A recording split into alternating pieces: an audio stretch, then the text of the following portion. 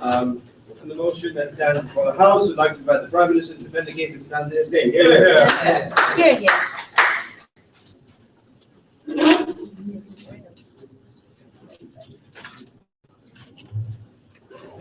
Do you want? Yes.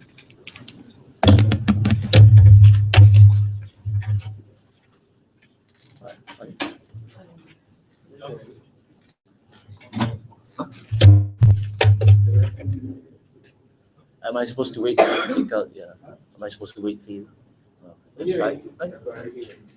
Okay.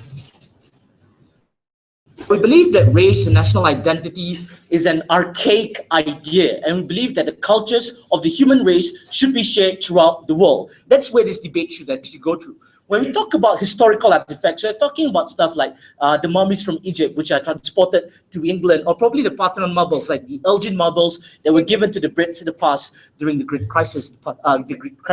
This debate has to be within a context where the world is becoming much more globalized, and culture no longer restricts itself to a single geographical area or a single biological race. This debate should also happen in a world where other things like immigration or education has become more and more globalized, and we don't restrict it to a certain group of people who must restrict the idea, that trait. If you want to talk about identity, this kind of items, we would always portray them saying that they have Greek origins, but it does not actually construct itself within the Greek culture itself. What is the burden coming from OG?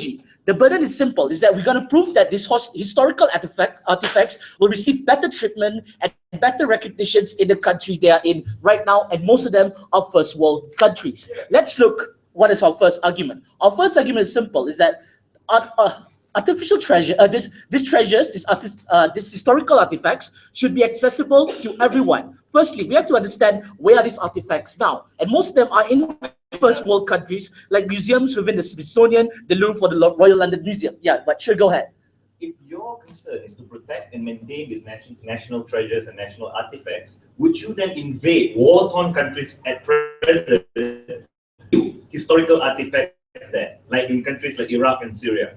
I think if we have the resources to do so, we will in the future. But we don't think the debate is about that. The debate should be about the historical artifacts in England right now, or wherever it is. Now, first of all, these artifacts are in these countries, and they allow easy access for scholars because that is which education.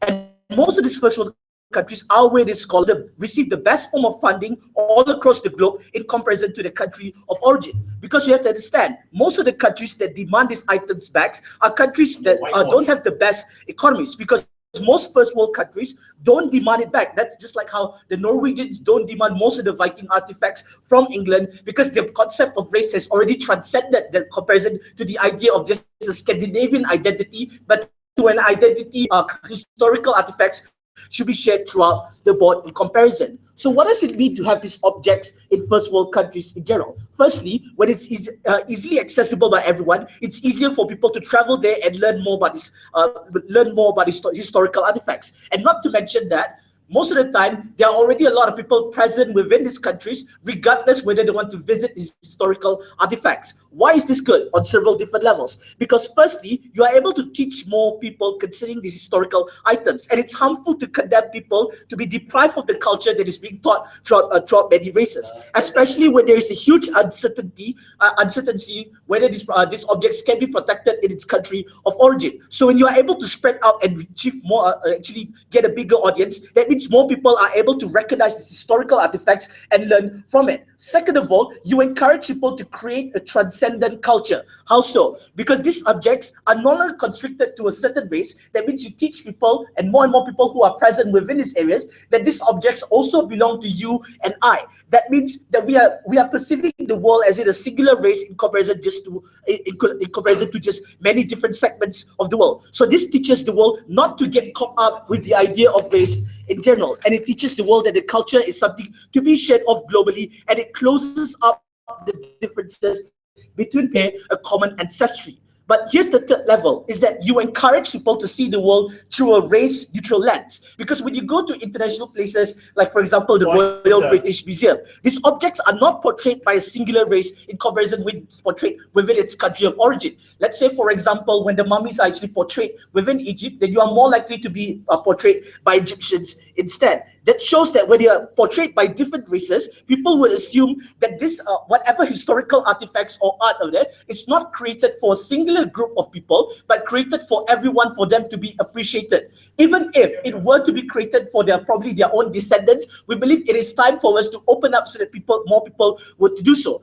But the question that we'll try to bring up here in today's debate is that what happens if you portray them out of context? Let's say, for example, it is portrayed within London. We say that when history changes, there are a lot of changes that are being made within the country's history in general. Let's say, for example, in Egypt in the past, you may worship the old Greek, Egyptian pantheon, or in Greece, you may worship the Greek pantheon. But somehow cultures change throughout the time, and you can see the past, like how in Greece they become more orthodox in comparison to the original culture that they have, or in Egypt they have already changed into something that's much more Islamic. So the argument that they need to be presented within their original historical context does not fly, because you wouldn't get the same context that you may demand. However, if you were to portray them within an academic manner, you will have a value-neutral platform instead. And more people would think that is the closest idea on how exactly you should portray these items, because it is portrayed in the context of academicians who were taught within the classical literature of this kind of objects, and those are the best people in order to present this kind of items. So when you have this kind of things within a value-neutral context, that is the best way for you to actually learn within the situation on how it goes, rather than being juxtaposed or confused. What is the culture actually about? Is it contradictory? Not to mention, when you have contradictory cultures, that is where contradictory cultures are more likely to suppress the old forms, because it is not relevant towards the modern nationalistic identity. And it's also harmful. Why you want to correlate historical artifacts with national identity, because national identity would change from time to time, and we think that is extremely harmful. We need to portray them within a value-neutral context. What I've spoken about in today's debate, it's simple, is that historical artifacts need to be most accessible, and most of these times are in museums where people already recognize, and that is where people visit. And it's where you are able to actually portray the idea that certain historical artifacts are not confined to a certain race, but it's something that should be transcended. And it's the most value-neutral place to actually present these items, because we should stop portraying them and integrate them into national identity, and it's extremely harmful, especially when they are contradictory. We want to become much more transcendent in comparison to the past. And we don't think race is a concept that we should actually somehow get caught up with. And OG presents that transcendence. I'd like to thank the Prime Minister for his speech. We'd now like to invite the Leader of Opposition to open the case to side opposition. Here again.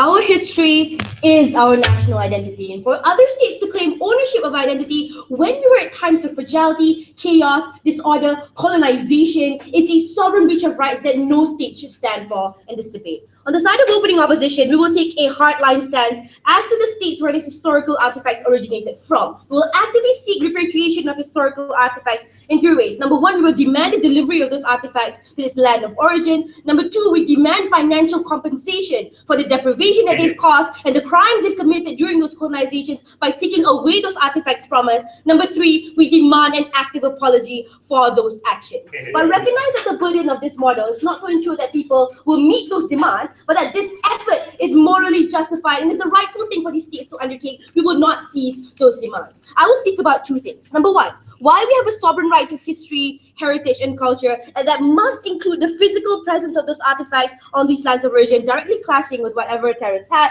Secondly, the repatriation of these artifacts will be the final indication of closure from those past conflicts and why we absolutely need to diminish these anti-colonization sentiments. But before that, a few main rebuttals. Firstly, he told you that globalization means that all cultures must be amalgamated together. We have two responses. Number one, there's an untrue reflection of globalization. We think all states are vehemently against it. In times of globalization is when we increase protectionist measures to preserve our culture and heritage. Why is that so? Because globalization means there's a balance when we have cultures that we can afford to lose and we will amalgamate, but we also have cultures that defines actively our national identity and those we will preserve. The burden that you need to prove in this debate is that all cultures are placed on the same pedestal and they're all worthy of the same things. Right now, cultures that states don't mind losing are things like no premarital sex, because that's bad morally and conservatively. We don't mind losing those when we have vested media and etc. But things like artifacts that define what our ancestors went through, the tribulations that we go to define and create the kind of culture that we have right now. These are the things that defines our state as it is now. And losing it is losing all of the effort and not recognizing all of the tribulations that they went through. We think states will actively want to preserve it, and that is an untrue statement that no state will agree with. The second response is this. They said we say combined global culture doesn't mean that you get to claim ownership of other states' rightful ownership of artifacts. We don't mind if that artifact was a correlation or result of combined efforts and it just so happened to be there. But your state, in most circumstances, 9 or 10 times when these artifacts were taken. If during times of colonization, civil war, and conflict, and during your presence, you stamp your victory over them by taking away your land, sleeping with our women, and taking your trophies of war by taking away our most prized treasures from those nations. So no, you don't get legal ownership just by stealing away from it. You need to show why legally you own that. If you do, like we voluntarily surrender those artifacts to you, then we won't claim it that. You need to show why we have the rightful ownership of those things. We don't think they possess it just because it's a globalized nation doesn't mean you can steal and own it. Take a seat. Second rebuttal. They say it's better for people to now view these artifacts in these global museums instead. We have two responses. Number one, there's an initial contradiction. They say more people will come and appreciate these things if we see it in a UK museum, for example. But somehow, when the same artifacts are in Egypt, only Egyptians will view it and no one else. And the narrative is different. We say because it's a huge cultural significance to these artifacts, a global audience, no matter where you place it. So it thinks in terms of this host country, at least now, we have rightful financial compensation because your attraction from tourism is rightfully owned by these countries who spent money and effort into making those artifacts and not countries who stole it. But the second response is this. They don't like the historical narrative that comes from this country viewing it in the land of origin. But historical narratives change based on how you present it. This is a controlled environment that we can actually change. So the message that's associated with those things, change that, guys. We don't have to actively change their minds, and you cannot control perception. All they said was, because if you're in Egypt, suddenly the perception is different. You don't know how individuals think. How can you see that? We can control the environment as to what message they receive, and that is an active element that we can still control under our model. The third response is they said national identities change and therefore we don't need to preserve it. No, that's all the more reason why we need to preserve national identity, because you lose them in times of globalization. If our state wants to take a sovereign decision to preserve who we are as a state, that is their decision to make, not your decision to make as countries who don't own those artifacts. You're the ones making decisions on behalf of people who don't agree with it. We absolutely abhor it. Before I go on to my substantives opening. If the country right now makes wants to preserve its cultural identity, but then you concede that they are culturally different than they were before, what's the harm of these artifacts no longer being in that country? Because we are at a different cultural state, we want to preserve our history so that it doesn't transcend too far away from where we want it to be. If these states want to define their culture in a way that is represented by these artifacts, who are you then to then deprive them of this ability by taking away something that they're actively seeking for? Take a seat. Number one, sovereign right to history, heritage, and culture on two levels. Firstly, we think history per se is a vague and abstract concept that is hard for people to appreciate without grounding it down to tangible things that citizens can actually relate to. That's why history textbooks must contain pictures. That's why educational trips must include going to the museum, because you can then relate to it and actually imagine the tribulations of your ancestors and what your country had to go through in the past. If these artifacts are valuable enough to be stolen during times of conflict, we think these artifacts are actually the most symbolic of your national pride, like the crown jewel capital of India that is now belonging to the Queen's instead in the United Kingdom. We think these artifacts are an important fabric of what forms a national identity because those were the king's treasures at that point in time that was wrongfully stolen from you. To share, and this answers your question as well, take a seat. To share what is rightfully exclusively yours undermines that national pride because that is what you created solely by your knowledge and by your effort. That's why we have massive cultural wars between Malaysia and Indonesia as to who owns Rasa Sayang and who owns batik, because to share that ownership is to undermine your ownership of the thing that you rightfully created, and that is unfair to those states. The second level, within physical presence, is particularly crucial to that national appreciation of culture because experiencing something from the textbooks has a massive difference in terms of visceral impact, in terms of actually touching the walls of Auschwitz and trying to relate that to the tribulations of those individuals who undergone those experiences. So we think it has a greater impact on individuals and a greater incentive for national citizens to go out of their way to appreciate history and culture when you have the physical presence of those things. Secondly, final indication of closure. These artifacts are Western trophies from those times of war. They are a tool of colonization. The trend of global community right now is to retrospectively evaluate your sovereign decisions and then apologize for it. That's why Japan apologizes for the use of comfort women. That's why Germany financially compensates Israel in the Marshall Plan. The UK has also publicly regretted its colonization by attempting to foster unity by the Commonwealth Games. It's morally hypocritical of the UK to say that they regret it, but to show that they still want to own these tools of colonization. So when the Vatican City displays the Ottoman sword to show the superiority, we can never get a healthier dynamics in the international community because you cannot diminish those anti-colonial sentiments. Those apology and those returns indicate that colonization and stealing was not acceptable. We're very happy to have a healthier state of dynamics and interaction in the international community.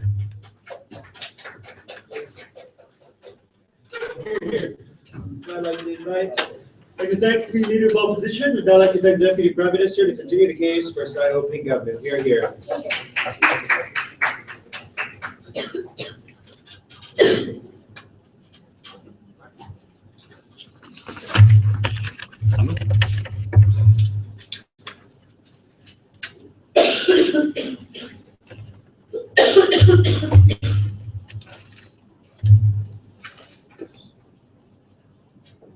Side opening opposition took a very narrow stance in this debate, right? They only wanted to deal with artifacts that were stolen from countries of origin in civil war. I don't understand how objects in civil war can be transported out of the country, but that's what Mai said in her speech, right, Mr. Speaker? We think this debate is on a more widespread basis. That country, like for example, the Elgin marbles were given in good faith from the Greeks to the British Museum, Mr. Speaker. We think that this debate encompasses all kinds of gentlemen agreements that still exist in this day. Mr. Speaker, a couple of rebuttals before I move on to my main substantive, how you risk the creation of a victor's justice narrative tied to these national objects, Mr. Speaker, and we think that's wrong. Let's deal with a couple of things that Mai had to say. My first contention towards the entire case coming from Terence's speech was that we are naturally protectionist against globalization, and we think this is false, Mr. Speaker, on a couple of levels. Firstly, we think culture sharing is already key in status quo, Mr. Speaker. That's why we have things like immigration.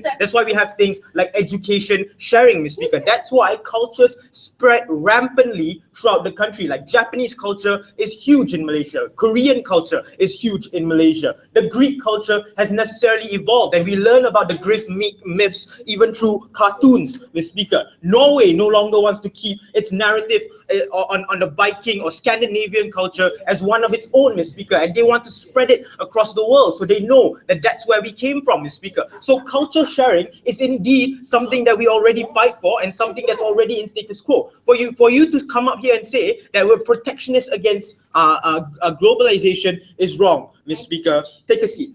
Then Mai's response, or how she decided to engage with Terence's speech, was to say that there's a sovereign right to culture and that presence of these artifacts are extremely important, Mr. Speaker. This is contradictory to an entire case, Mr. Speaker, because within the same breath, Mai also said that culture has significantly changed, Mr. Speaker. So if cultures have significantly changed, then you can no longer use the banner of sovereignty to hold on to a culture that seemingly has been evolved or seemingly isn't yours anymore, Mr. Speaker. We think that when there's already trends in status quo where you allow the dissemination of culture, that very principle still applies in our case, Mr. Speaker. So we don't think that exists under your paradigm. Sit down, Mike.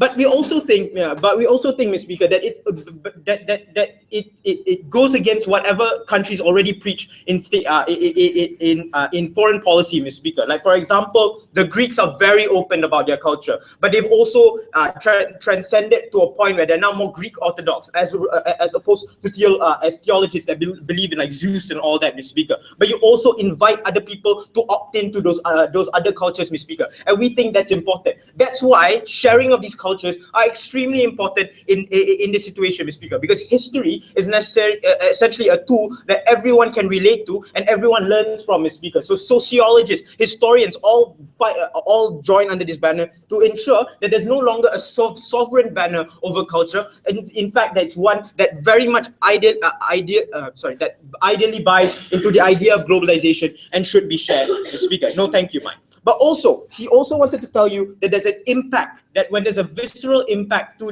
these cultures, only then cultural appreciation can happen, Mr. Speaker. We agree with this point. We think that there's cultural appreciation when you can see these objects, Mr. Speaker. But under your paradigm, the cultural appreciation is only solely based into a single country or only available to a single race, Mr. Speaker. So if you want the mummies to be in Egypt, then only Egyptian people have complete access to these mummies, Mr. Speaker. As opposed to when you put them in hotspots like the Royal Speaker, tourist hotspots where everyone can flock in, Mr. Speaker, and everyone has the incentive to flock in to see these artifacts, Mr. Speaker.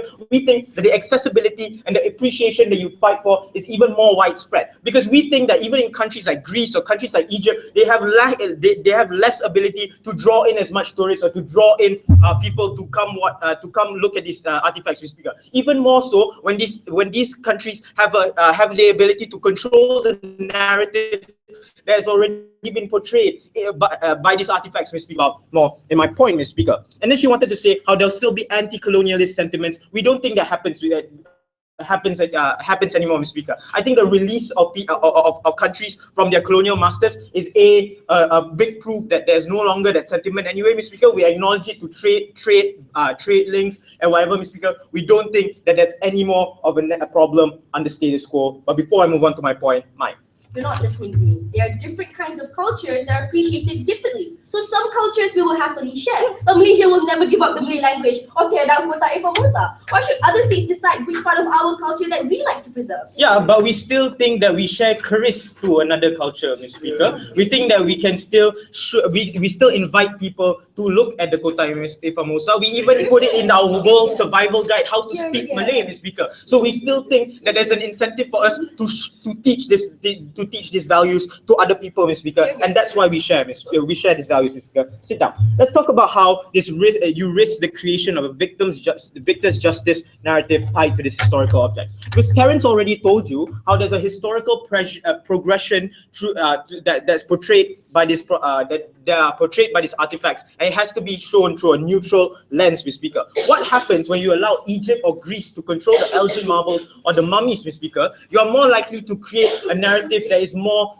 towards the culture that is now, Mr. Speaker. So for example, in Egypt, you can't portray the mummies in the light that they were before, because now you want to appeal to more Islamic sense or an Islamic government, Mr. Speaker. So therefore, it's either you change the narrative that's attached to these artifacts, or you push them down altogether, Mr. Speaker. What happens when you push them down altogether is that historians and former sociologists can never fulfill their ability to actually study these artifacts, because you push them underground and they no longer have the same access to these artifacts anymore, Mr. Speaker. When you push them underground, there's no longer a counter narrative over what happens in history and what's happening now, Mr. Speaker. So essentially, when you dominate that narrative, you inhibit the ability for other people to access, for other people to learn, and you make that culture singularly your own, Mr. Speaker. But secondly, Mr. Speaker, we think this is important when you tie it to the transaction of how these objects were attained. For example, we think that the Elgin marbles were given in good faith for protection, Mr. Speaker. We think this same gentleman agreement extends to the point where you're not sure or uncertain whether or not you can maintain these objects anymore. For example, if Greece wants to buy back, or Greece wants the Elgin marbles back,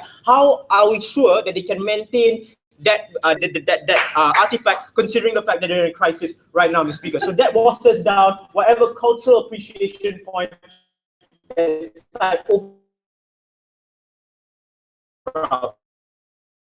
to propose opposition have, and we think that that harms the value of this very more.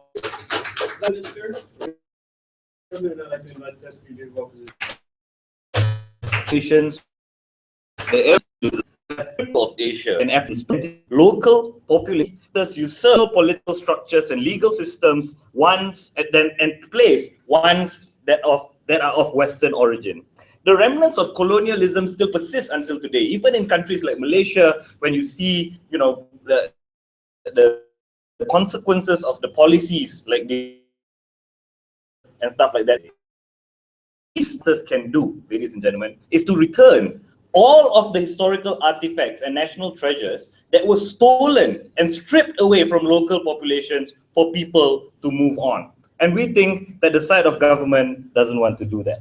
Let's look at a few housekeeping issues.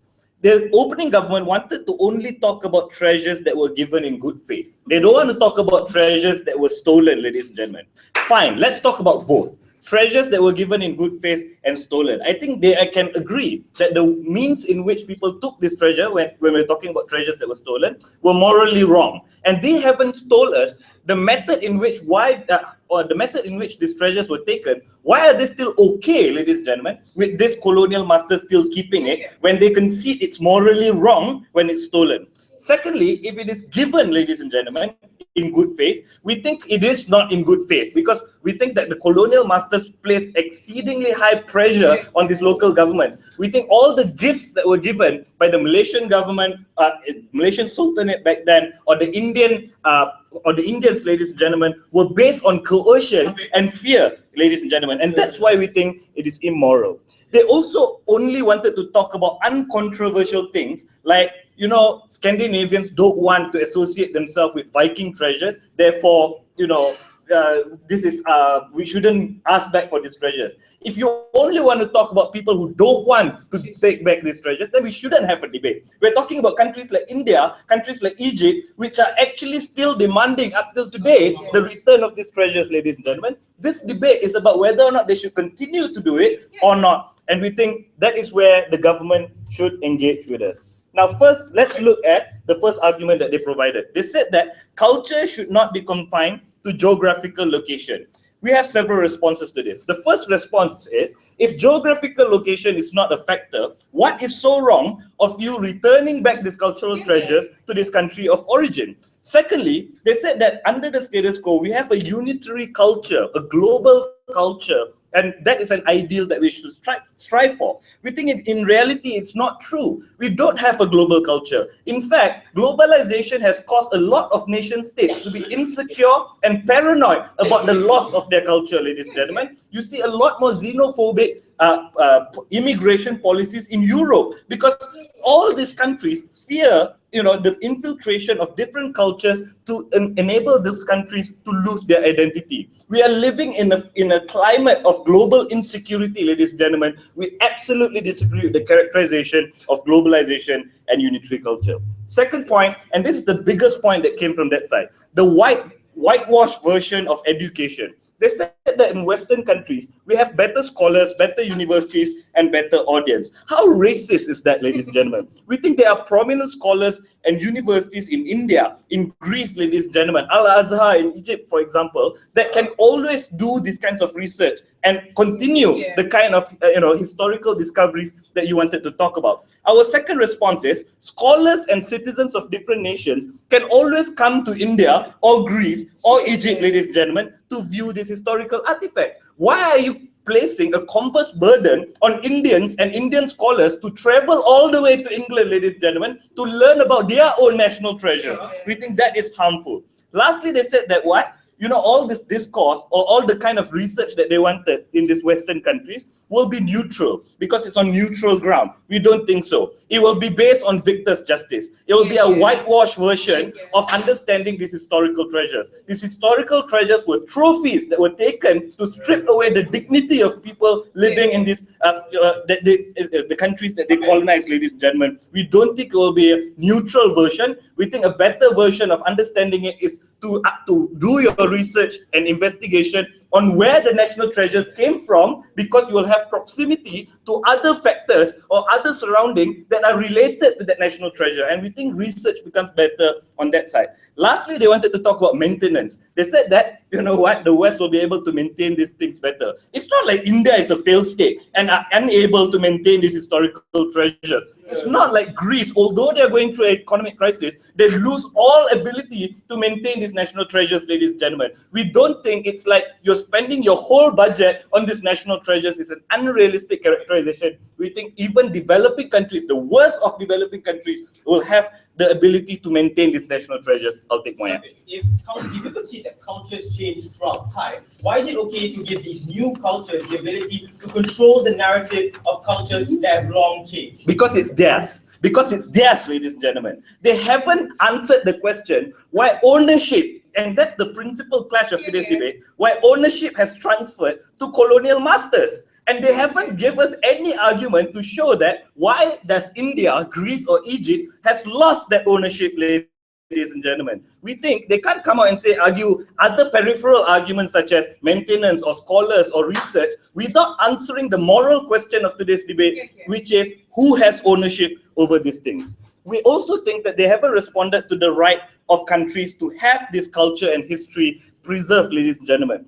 They wanted to talk about, you know what, it transcends borders. We don't think so. These symbols ensures people to understand and appreciate their history. You have to make these things present, ladies and gentlemen, in order for people to appreciate it and do more research on it. It is different when you walk through Auschwitz and touch its walls and are able to appreciate the trials and tribulations of victims, ladies and gentlemen, as compared to reading it in a textbook. We also think that all these scholars and researchers within these countries will have a better incentive to understand their national treasures, and we think research and education becomes better because of the proximity that they have with these treasures, ladies and gentlemen. Secondly, we think that neo-anti-colonialist sentiment already exists. This is a recurring topic. Ultra-nationalists in India, Greece, ladies and gentlemen, always use this rhetoric in order to be anti-West, to be anti-colonialist, ladies and gentlemen, to bring back to reopen old wounds, ladies and gentlemen. What we do by returning these treasures is we put an end to that rhetoric. We move on, ladies and gentlemen, from the despair that colonial masters have imposed onto us. For all of those reasons, because government hasn't answered the moral question of ownership in today's debate, opposition will happily win.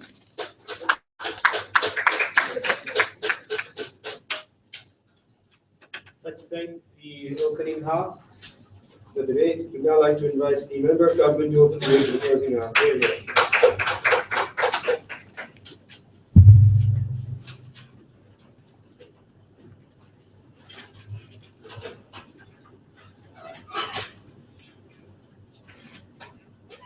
Will be the first house to clearly delineate to you the difference between housing the physical presence of a monument or an artifact and owning the culture and the narrative. And that is what closing will bring to you.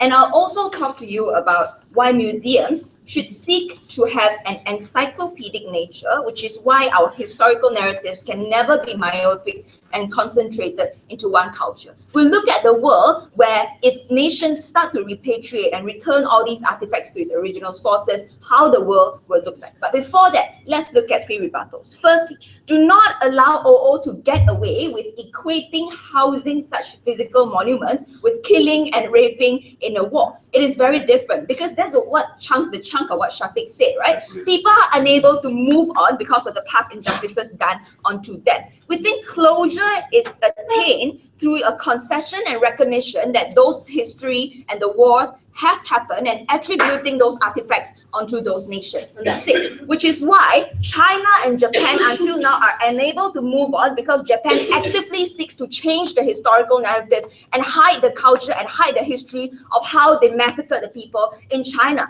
That is why even if you ask the layman or the older generation of the Chinese people on the street, they're still very angry with Japan. But that is not the case with India and Egypt, right? Like the countries that Shafiq said are actively seeking these monuments back. On these countries, more often than not only a state action that demands these artifacts back, but those actions do not have a direct effect onto people, which means the people on the ground are really unaffected affected by whether the artifacts are still in their country or not. Most of them don't even visit the museum. Secondly, let's talk about, no, it's not racist, there's the truth in every nation. Like, second rebuttal, let's look at this characterization, right?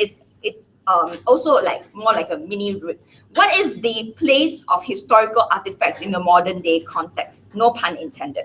Let's look at what is the significance of these artifacts today, directly answering the question of ownership, right? We think when you look at the nature of museums, even though you house the physical presence of these artifacts, there is a very high burden on these museums and historians to attribute them to the origin source of where you attained those historical artifacts. So even if you looted them in a past war, you will always say these artifacts are taken from during a war are taken away during a war from these nations. So the difference is that you already tell the visitors in your museum, you already tell people what is the exact context where you get those items from. You already attribute it to the context where it's taken from. So the sole difference is this. Why does the geographical location matter when the narrative and the information that you provide to people is still the same, right? You still tell people where it's come from, where those things came from.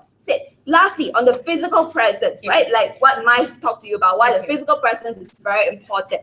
Does that mean, okay, let's look at both paradigms, whether physical presence is important or whether it's not important. Does that mean that the majority of people in the nation who don't visit your museum are unable to appreciate your historical narratives? We don't think that is true, right? Which is what appreciation, we think, on-site closing government, we think those things come from the knowledge and study of those history, which you can attain regardless whether you have the physical presence, which is why if you go to university and you take a history major, you don't have to visit museums all over the world. You only need to study the texts and the documents that were given to you, right? You study academically and those things are enough for you to appreciate. But even if, let's say, if this physical presence is really that important, which is why it goes directly into my extension, is the precise reason why museums should never seek to have a myopic depiction of history and solely concentrate on their own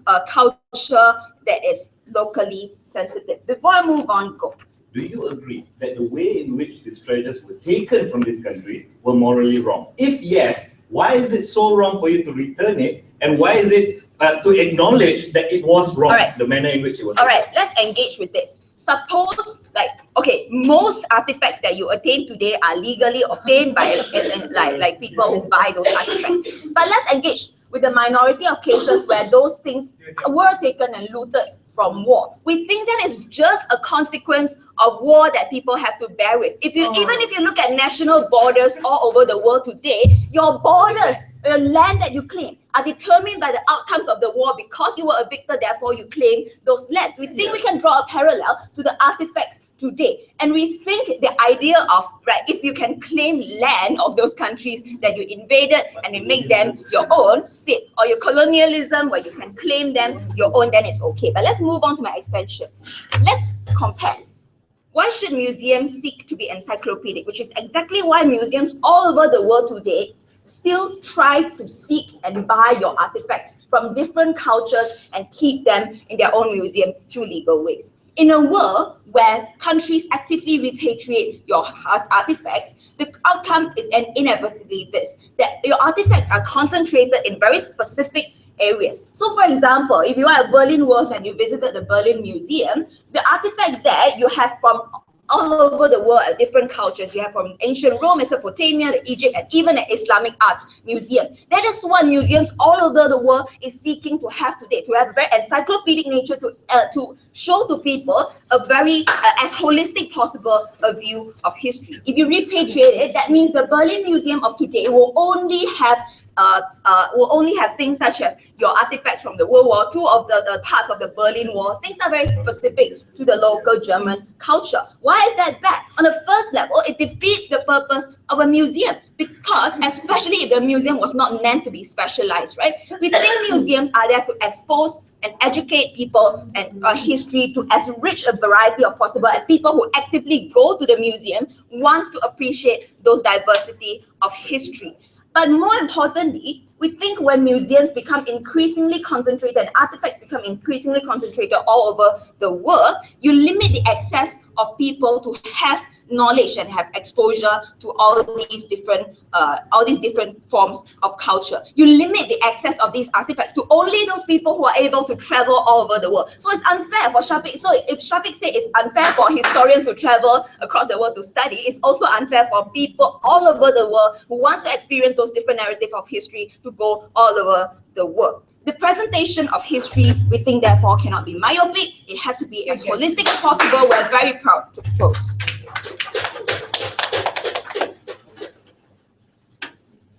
Thank you. Now I'd invite the member of opposition to open the case of closing opposition.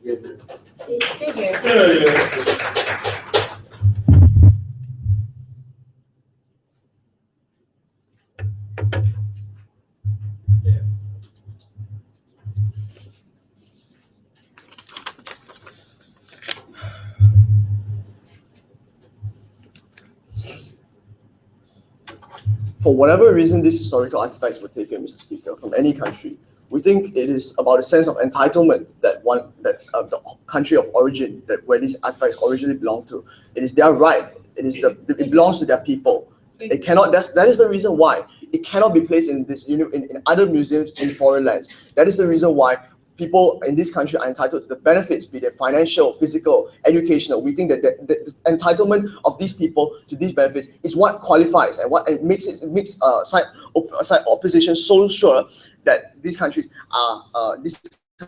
deserve these items repatriated. But before I move into my extension, let's have a look at some responses to both first closing government and our response to the main issues coming from opening government. Because closing government wanted to tell us that firstly their response was that telling people where the item is from isn't the same than owning it. Now we tell you firstly, they say this is a response, of course. So firstly, we tell you our first response to this is that we think owning it matters more in this as side closure opposition. Why? No, thank you. Because by virtue of owning this, you have access to a lot of benefits you will receive. Firstly, the whole idea coming from them was it's not right for them for scientists to travel down, etc. Now we tell you this firstly.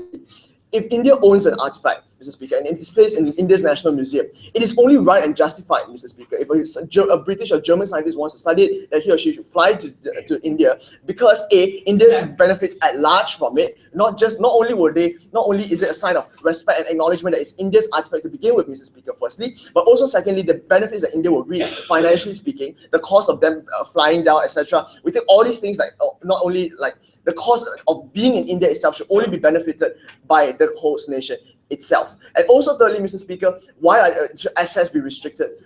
Because that was also an issue coming from them, right? We think, no thank you. We think, sure, the trade-off is this. We think that there will be a more limited access if you put it in an Indian museum compared to the Museum of London. But we tell you that sense of entitlement overcomes that. How and why?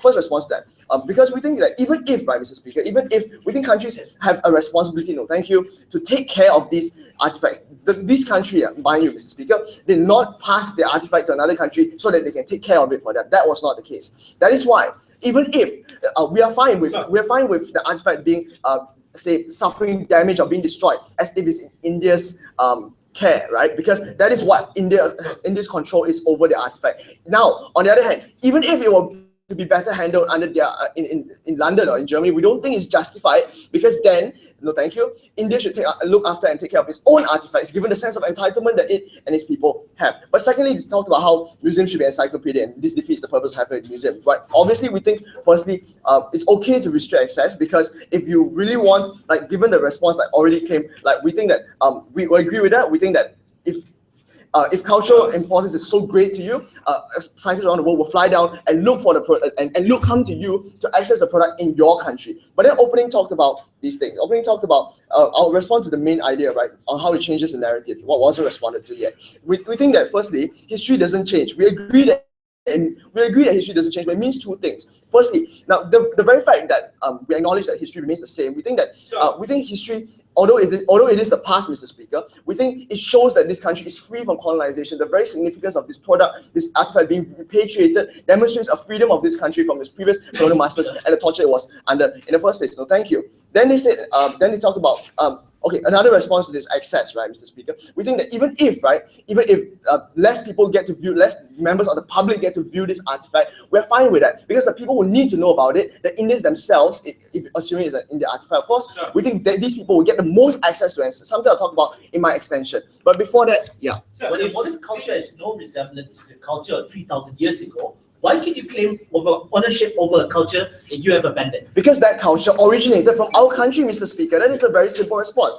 If it originated in our country, we think that based on like past tensions, we now at the very least is the best way to receive, in the best position to receive the benefit, right? At the very least, the best position to receive the repatriation of the product. But firstly, let's look at extension to what opening talked about.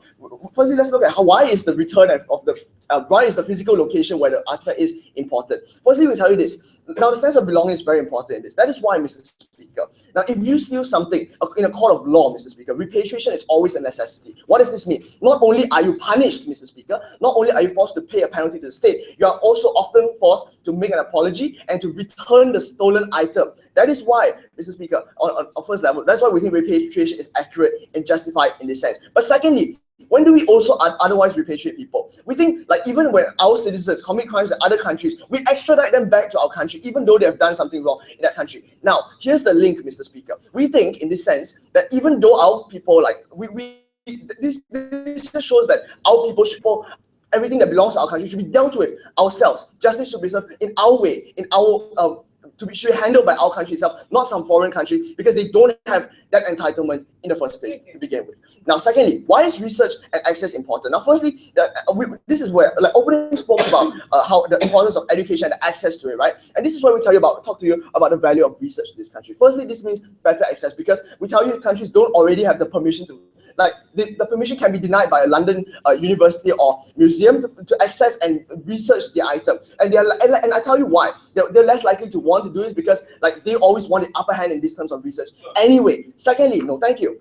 Secondly, we think that the identification process is important because you see, Mr. Speaker, the country of origin has a better overall picture of its country's history, and this is where this artifact fits in, right, Mr. Speaker? Because they will have a more basic, more comprehensive understanding. So therefore, they're able to complete the jigsaw puzzle, which is their history, better than than a museum in London from their form of research. We think that doesn't happen best because museums, like what Closing wanted to talk about, are not just places where things are on display. We think that in the museum is a representation of the country's history. That is why, Mr. Speaker, their point doesn't stand because a museum needs to host what the country had from years back. That is why the sense of belonging and entitlement is so important to us. That's why not any museum can host it because this is not because only the country where it originated from should hold this item to begin with because it is a representation.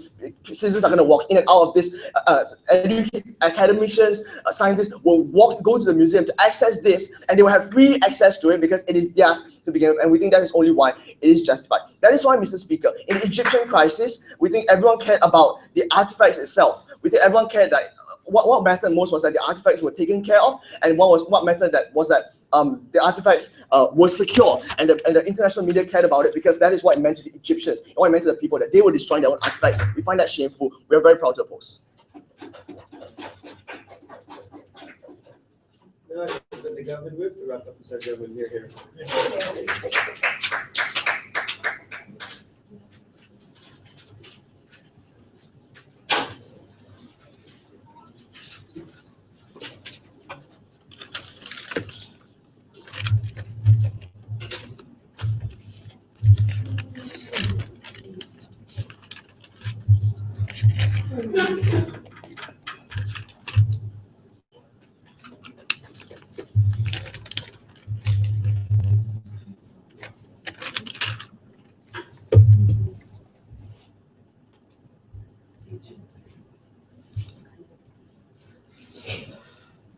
This is how I'm going to do my big speech today. Firstly, I'll discuss two issues that came up from side opposition, right? Firstly, on the reconciliation of history, and secondly, on the rhetorics of museums and how do they actually represent the art that they are housing physically, right? But then, let me just address that most of the things that came up from closing opposition are based on the premise that opening opposition has talked about anyway, so I'll deal with them as a whole. But before that, let's just move on to a few rebuttals that does not fit anywhere, right?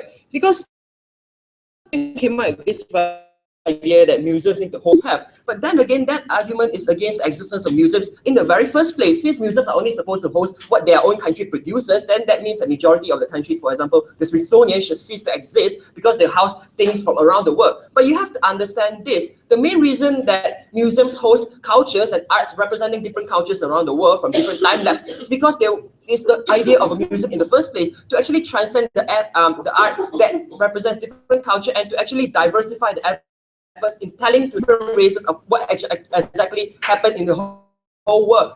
We believe that museum view that they want to talk about. We believe that museums in the whole should actually represent a holistic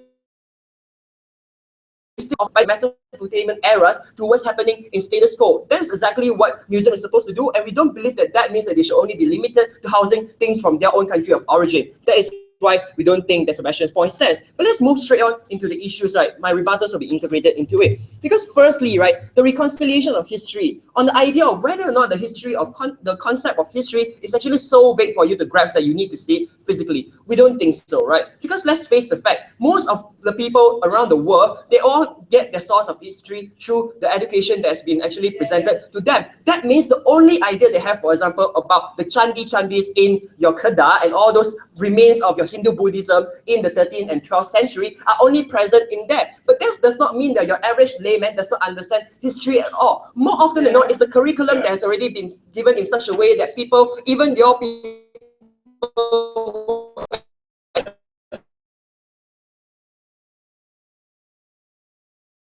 does not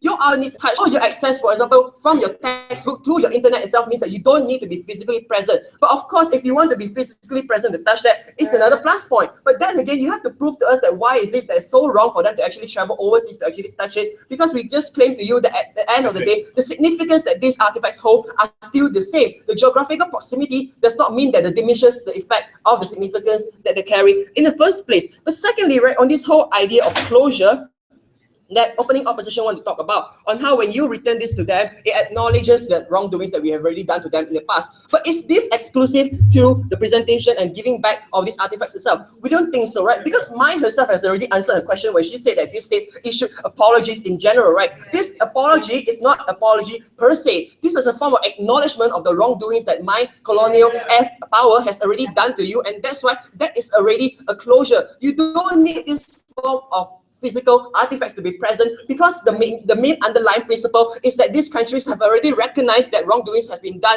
and therefore recognizes the significance of your culture. It does not mean that your artifact itself need to be present in you, because even if they are hosted in the country of your colonial powers, at the end of the day, they don't claim that it's their own artifact, that they did it themselves. They will always attribute it to, okay, this belongs to a country that I've colonized, this belongs to their culture, and this is why I'm housing it here. It does not mean that they're claiming ownership over the culture, they're just claiming ownership over the physical entity of the artifacts itself. Sit down. But thirdly, right, on this whole idea of will people be affected, because a main chunk of their arguments was saying that, oh, history will be altered because the people don't get to see their own culture. But we already see that people already acknowledges that this is part of their culture. People, like for example, Malaysians are okay with the curries being housed overseas, because at the end of the day, the history is this, that the curries belongs to us, right? It doesn't mean that all curries need to be concentrated in Malaysia for people to appreciate that it belongs to us. Because at the end of the day, the main rhetoric behind this artifacts is that the culture it still belongs to you regardless of which country you are originated from. That means the Algier marbles that you so want to talk about, people in the British Museum will still know it's freaking Greek origin and not British made, for God's sake. So this means that your significance and culture that you want to talk about will still be preserved in these museums, if not better, right? Sit down, take you in a while. But secondly, right, on the rhetorics of museum, this is the main thing that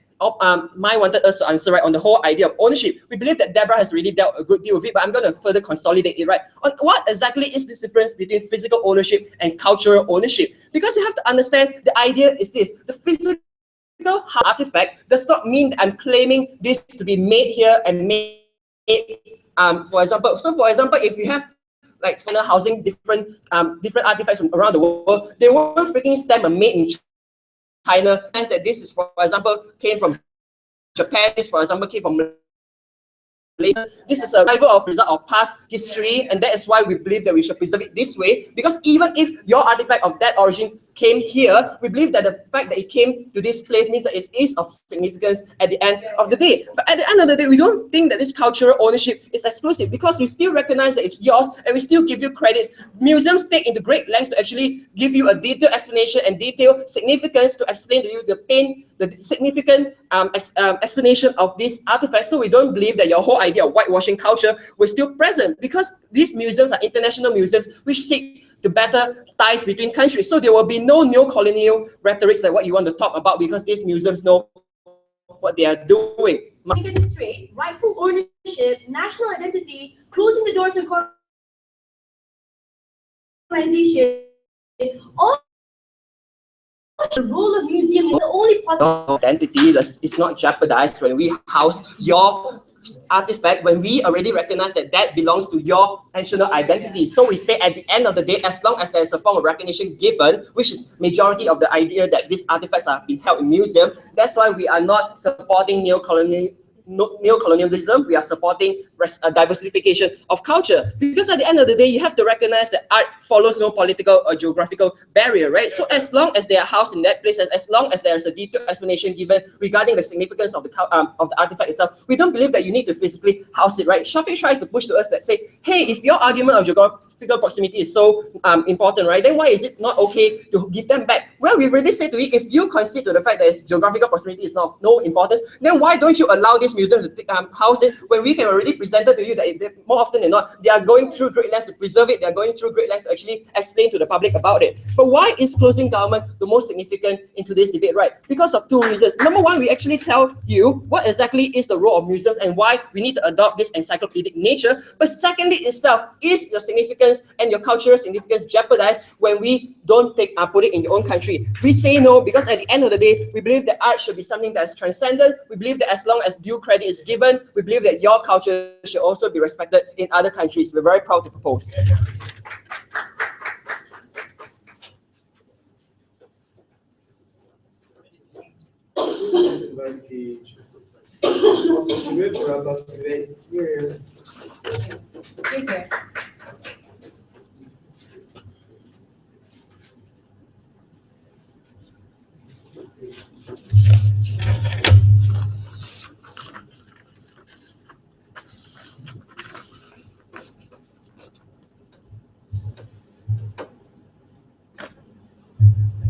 The whole government bench is trying to have their cake and also eat it at the same time, right? I'm going to talk to you about how whatever they try to clarify in this debate is not only mutually exclusive on their side, right? And I'm going to bring this to you under two important clashes. Number one, the right of ownership. Which one is better to host the geographical presence of those artifacts? And number two, the value of national identity versus the sharing of cultures and wanting to globalize this whole thing called history. Let's look at some rebuttals coming from closing government. They talk about the importance of museum. Here's how museum works, right? When they want to host international artifacts, most they are prototypes that are created to be hosted in those museums, right? But we tell you it's most justified that in our country, we host our local products because the appreciation of seeing it in our museums is greatly amplified compared to seeing it in a foreign museum, right? Because we say, when we look at when we look at a mannequin wearing an official uniform of the police cadets in Malaysia last time, we say that appreciation is going to make me realize and understand the trials and tribulations we went through compared to some foreigner looking at it in the London Museum, right? They'll only acknowledge that original artifact is present in that museum. There's no significance to that because we say that appreciation does not exist on that same level, right? And I tell you how museums can also exist and their roles are not diminished, because when they want to host these globalized cultures, they do it so in prototypes, right? They do not need to take every form of artifact from every country in order to be putting it in their museums. So their whole contention on museums ultimately false, right? And now here's the thing Deborah talked about. She said that most locals wouldn't even visit their museums. We say that when you remove these artifacts, you naturally disincentivize the locals to go and visit their museums, because you remove the access to feel the tangible artifacts in itself, right? So I've already dealt with that. Now let's look at my first clash, or the right to ownership. Here's the difference, right? Telling them where your product is and where it actually belongs is a very different thing, right? Because we say when we put it in our country, when we put it in our side, nationalism is greatly benefited from here, right? Because now people understand what their history was and they appreciate the evolution of history that has taken part in their country, because now they've understood and realized that some things we may have done was wrong, and that is why we learn from it. And this directly clashes with their whole Norwegian thing and the Vikings not needing to be in Norway, right? We say when you actually put these things in Norway, the locals that can understand that these Vikings were not something that we should be proud of our history, hence learning from it, hence not repeating the consequences of those historical elements, right? But when you put it in a different museum, that understanding and that appreciation and that acknowledgement is diluted, because now people can only acknowledge that that was a bad part of the Norwegian culture, but not actually learn from it. The learning process is better proven under our side, coming from closing government. Take a seat. You're not in history yet. Okay. Now let's look at more of my clashes. Right. We tell you that in the political circumstances, when colonization has happened, when colonists take artifacts away, what this creates when you don't give them back is that we're still submissive to them, that we're still under these people, right? And we say that that is why when we were colonized, right, the British made everyone under political pressure, made them provide certain artifacts from their countries. That's why in Kedah, they provided those bunga emas to all those British colonialists, and that is now something that they have in their museums, right? But when you give it back to them, that's when you have that reconciliation of history. That's when that country, that's when the UK recognizes that they have done something wrong, and they now give it back to Malaysia. That's when that demand of apology, that's when historical artifacts become of great importance, right? And let's look at this whole appreciation of culture. We say that culture is something that is not mutually exclusive under their side. But why is it more justified to put it under our side? This is when Sebastian's argument on the sense of entitlement exists, right? Because he said that when sense of entitlement exists, that sovereign circles of the country is not being breached anymore, because now you return those artifacts to them. Now you acknowledge that that country is sovereign and you put them on an equal platform. Compared to when you leave it in those countries, you still look at them as a submissive part of them, right? Now, let's look at my second clash, right? And the value of national identity and the sharing of cultures. Let's use the example of the Berlin Wall. Even though the Berlin Wall has been destroyed, parts of it may have existed in the other, may have been taken and put in the other countries, but the major crux of it still exists in Berlin, because the people, the East Germans and the West Germans, look at that artifacts as a big form of their history, and they want to learn from it, right? We say that that sense of entitlement of foreigners to the artifacts does not exist at all. So what does Sebastian talk to you about? Yes, Mokhsein. Even when British colonized Malaysia, that means the bunga emas also have a historical significance to the British. Why does the country origin have an inherent right over those things when even British have a part in it? You see, when those bunga emasas go to the British, you're merely acknowledging that colonization is okay, because now we can take your things and put it on our side. We say we remove all these harms and we better improve the dynamic relations by reducing historical tensions that exist due to these colonizations, right? They're talking about gentleman agreements. We say that at worst case, even if gentleman agreements were that, it was under that country's decision to say that this is something we want to share from you. It was not taken away from them. What does Sebastian talk to you about? Sit down. He's talked about diplomatic relations. He said that when we accelerate this under argument, we put behind historical tensions. That's when we better appreciate globalization. That's when the sharing of cultures exists in a much better pedestal, because tensions do not exist anymore. That's when cultural identification needs to be prioritized under closing opposition, because we tell you two things. Sense of belonging is better entitled to us, not to foreigners, because we have told you that the existence of our sovereign artifacts need to belong to us, because access is better and greatly benefited by our locals. And we say if foreign scientists and scholars want to come, they need to come there, because when they do that, that's when the international community is recognizing our artifacts as being part of our history and as being part of our community, because that's what we stand for: culture. Go inside closing opposition. Thank you.